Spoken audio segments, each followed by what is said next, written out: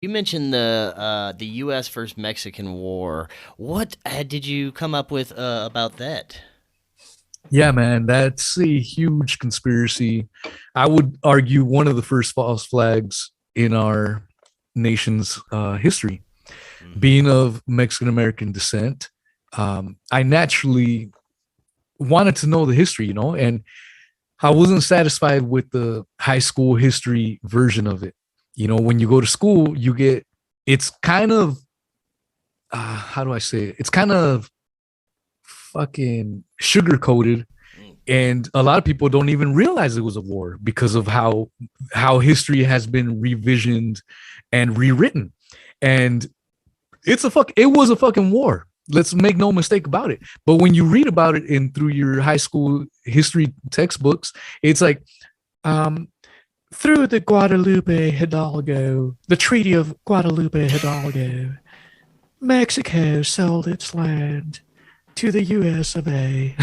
Like Yeah. it's made out to be like it's a fucking friendly exchange of money for fucking land, Hmm. when that is the furthest thing from the truth. The fact of the matter is that Mexico, and this goes on over time. I know some people are like, "Oh, everyone conquers everywhere." Yeah, I get it, man. But at least let's get our fucking facts straight. If Right. Yeah. we're gonna For say some sure. shit, that's all I'm asking. I'm not trying to debate anyone on anything else, man. Uh, you know, uh, Mexico had just won its independence from Spain. I'm a big history nerd, man. I'm from the ghetto, but even all my life, for whatever reason, dude, I've always had an affinity for history. And Mexico had won its independence from Spain back in 1820. And so this happened around the 1840s, the US Mexican War. So Mexico was still in chaos, man. There was governments trying to figure out what they were going to use. Dude, a 20-year-old nation ain't shit. You and I are, we realize 20 years ain't shit in the grand scheme of things. It's a blink of an eye. So this is a country that's in disarray, trying to get some kind of system, after being occupied by a colonial empire such as Spain, so they're trying to get their bearings straight. And you know, the Texans started immigrating to what is now Texas and whatnot. Or I'm sorry, some Americans started immigrating to Texas, what is now Texas and used to be Mexico, and they were coming over, and it was fine. The Mexico was still trying to grow, and they didn't have a lot of military force anyways, and they actually encouraged Americans to come and settle the northern part. And due to the Comanche Indians roaming around the entire Southwest, they figured that having the American settlers want to brave it and settle. All right, go ahead. It wasn't until Mexico didn't allow slavery, and that was one of the issues that they told the Texas settlers. Hey, it's fine, you guys can settle, but you cannot bring slaves over. We don't allow slaves. And part of the reason was, a lot of the Mexican folks, the majority of them are of Native American ancestry. And so that's still fresh in the mind, when the Spaniards came and enslaved the Native Americans. So that was, they weren't too keen on slavery at all. And the Texans said, fuck you, we're coming here and we're keeping our slaves. And so, that was a catalyst to it. Then they seceded. Mexico didn't recognize the secession, but James Polk took office at that point in time, and one of his campaign promises was that if he got elected, one of his first things to do was he was gonna take pretty much that whole area of Mexico, the northern part, California, Arizona, New Mexico, Colorado, Texas, parts of Oklahoma, all that was Mexican territory. And in his campaign promises, that's what he promised the people. He initially offered Mexico, I believe, it's been a while, man. It was around 25 to $30 million. Mexico said, no, thank you, but no, we just want to keep the land. So then uh, President Polk pretty much said he was stating that he wanted that land one way or another. His advisor said that it's not going to look good for us to invade another country. Sound familiar? Yeah. It's not going to look good. But in his mind, he felt the American population wouldn't really mind. The Mexicans were just as bad as the Africans. They were just stupid savages. It wouldn't matter. That's how he viewed it, in the grand scheme of things. And for that, a false flag was proposed. The American version says that you'll see some texts say that the Mexicans fired first, and then other texts that are a little bit more honest say we don't know who fired first. The Mexicans say no, it was the Americans that fired first. So there you go, your false flag. What makes more sense for a disheveled ragtag army to start shit with an up and coming? And the United States was not a world power at this point in time. This is kind of a stepping stone into getting that. Obviously the Civil War happened a few decades after this, but this was kind of the stepping stone into what would later become quote unquote greatness. But yeah, that's why I say it's one of the early false flags that a lot of people don't even realize. Yeah. And the elites and the bankers, man, all behind the shit every single fucking time. Of course, that's the way it goes, and our history is completely false. But I'm hoping that our system's crumbling right now. There's a lot happening, and a lot is being revealed. Like I said, a lot of conspiracies have just been proven to be fact now, and I'm hoping that we have, if this whole system crumbles, that we can rebuild with a newer, more true version of history being documented. But I don't know. That might be high hopes as well. Yeah. You talked about earlier. You mentioned the moon landing too, and that's another one I'm right there with you on. That shit is fake as fuck. But Yeah, what are your yeah. thoughts on that one? Yeah, 100%, man. Yeah, I mean, the thing with history, and even though I love history, is that it's always written by the winners. And so, you kind of have to take it with a grain of salt. I've interviewed on my show Daniele Bolelli. He's a world class historian that's been on Joe Rogan's podcast a few times, and even in talking to him, it was cool, man, because he's an honest dude, cool dude. And because I brought up this same thing to him, I go, even as a historian, man, knowing that a lot of shit is revisionist, a lot of shit gets changed, and history is written by the side of the winners. How can you know what you're reading is true and factual? He goes, that's what makes it hard, man. He goes, you got to read all the fucking sources.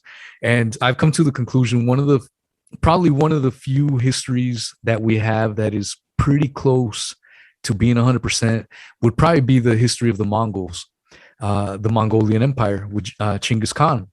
And part of the reason for that is because the Mongols did not have written language. They fucking just raped and pillaged and grew their empire and without a written language. So a lot of the source documents that we have, a lot of the stuff that details their paths and conquest and all that shit is from the people that got their asses handed to them by the Mongols. So you're not getting this from the side of the winner in this particular case. Maybe that's the only case that we know in the human record where this has happened, where we're able to piece an accurate record of the historical past of a civilization based on the accounts of the people that were oppressed and dominated by the Mongols. But I think that's the exception to the rule. And part of that was because they didn't have a written language. Everyone else, we've had written language.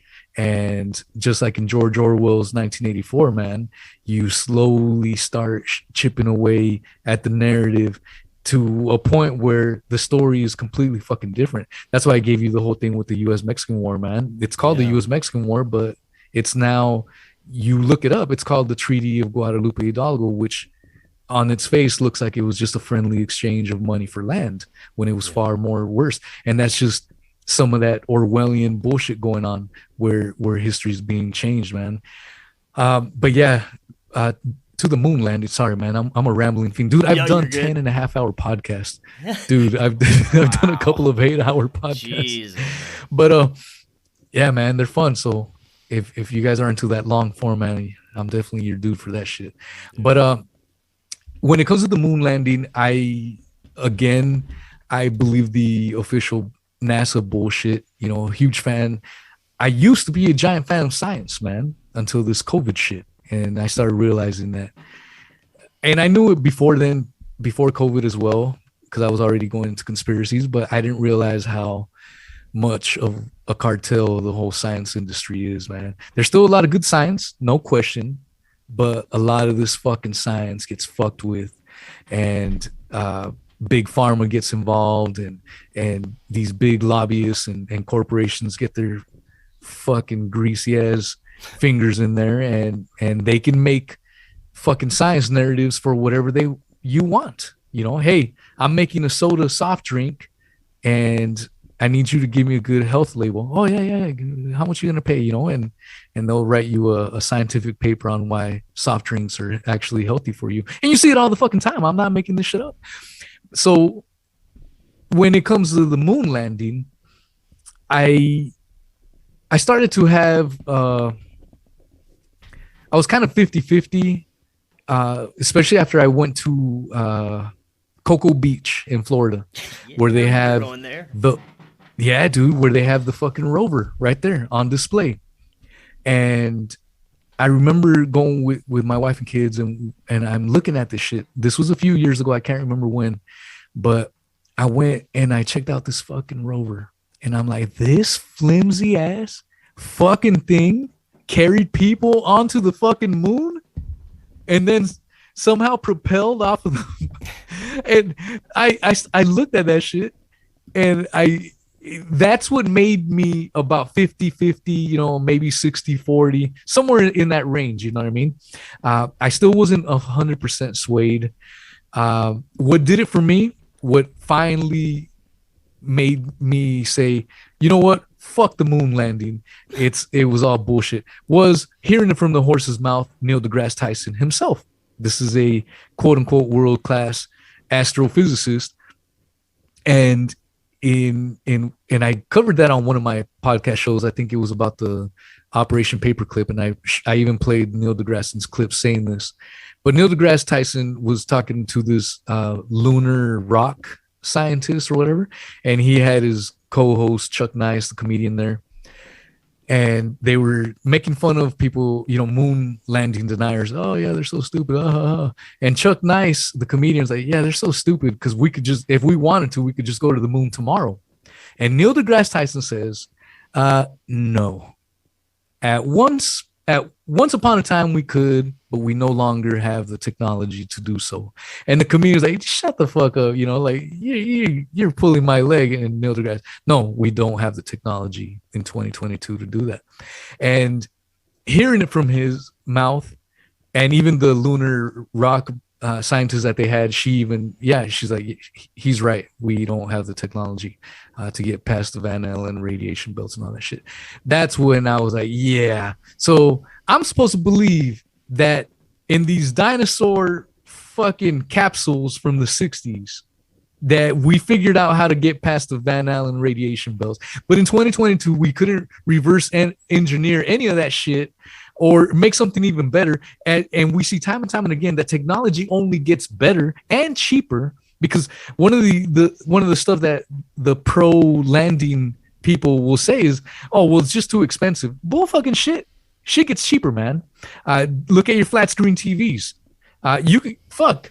I went to Walmart the other day. I saw a fucking 60-inch TV for like $300, man. You Right. know, so shit's always getting cheaper and better. And so it's definitely not money. From NASA's own words, is that they lost the plans. They no longer. So many documents were shredded. So this is an epic event, not in American history, in humanity's history, quote unquote. And you shredded documents, you lost the fucking. That's what pushed me over the edge. And I'm like, fuck that, we did not make it. Yeah, for sure. Well, that okay. Then when that brings the question, why? Why do you think that they are hiding things like us going to the moon, or things about space? They have these material conspiracies that we look at, like JFK, 9/11, and all these things that are involving people for financial reasons, power, to get people to get a different world, to try and steer people's consciousness in a certain direction. But this, why fake a moon landing?